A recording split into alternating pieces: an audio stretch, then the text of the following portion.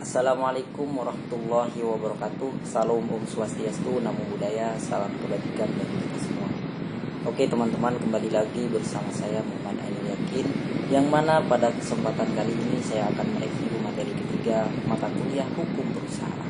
Nah, di sini saya akan membahas tentang badan usaha yang tidak berbadan hukum, yang mana badan usaha tidak berbadan hukum di sini terbagi menjadi beberapa bagian. Yang pertama itu ada perusahaan perorangan, ada landscape atau persekutuan, ada firma, ada CV, dan lain sebagainya. Namun untuk flashback pada mata kuliah yang sebelumnya, bahwasanya badan usaha itu merupakan sekumpulan orang dan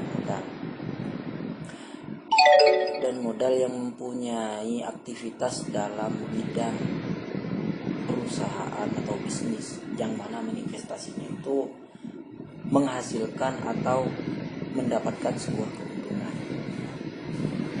Untuk menyingkat waktu, langsung saja pada perusahaan perorangan. Apa sih yang disebut perusahaan perorangan itu? Perusahaan perorangan merupakan usaha yang seluruh modalnya itu dimiliki oleh satu orang atau lebih, di mana orang tersebut bisa mendirikan sebuah perusahaan perorangan dengan modal yang tidak terlalu besar. Contohnya itu seperti perdagangan, sehingga nanti di sana juga hartanya dapat dibagikan antara hartanya yang menjadi hak pribadi dan harta dalam perusahaan tersebut.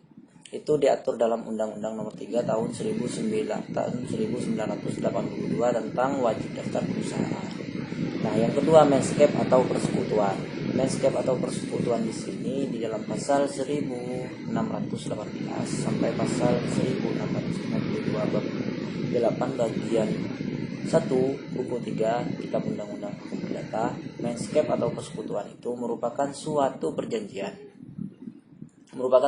perjanjian dengan mana dua orang atau lebih yang mengikatkan dirinya untuk memasukkan suatu dalam persekutuan tersebut dengan maksud atau tujuan untuk membagi keuntungan yang terjadi karenanya. Itu sudah jelas di dalam pasal 1618 KUHP kita. Landscape atau persekutuan di sini terbagi menjadi dua sifat atau mempunyai dua karakter.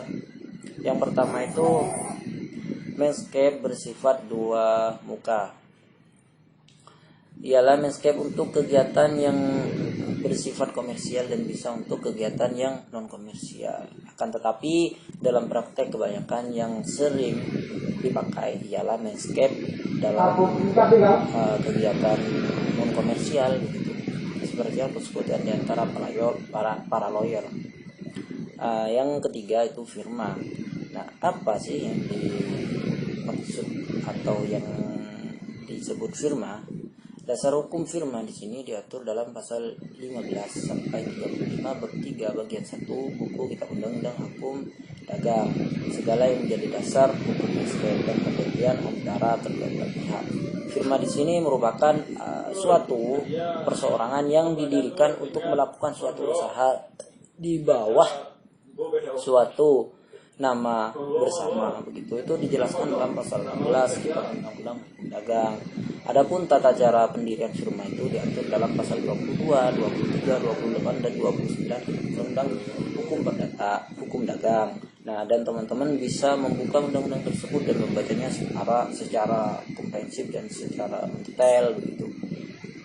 Yang terakhir di sini CV di sini dasar hukumnya diatur dalam pasal 15 sampai 32 bab 3 bagian 1 buku Kitab Undang-Undang Hukum Dagang, yang mana CV di sini serta perjanjian antara pihak. CV memiliki pengertian, yang mana pengertiannya itu bahwa perseorangan yang membentuk dengan cara meminjam uang atau disebut juga perseroan komanditer, yang mana hal tersebut diberikan antara seseorang atau antara beberapa orang persero yang bertanggung jawab secara tanggung rentang untuk keseluruhannya. Jadi harus saling menanggung begitu antara kedua belah pihak apabila terjadi sebuah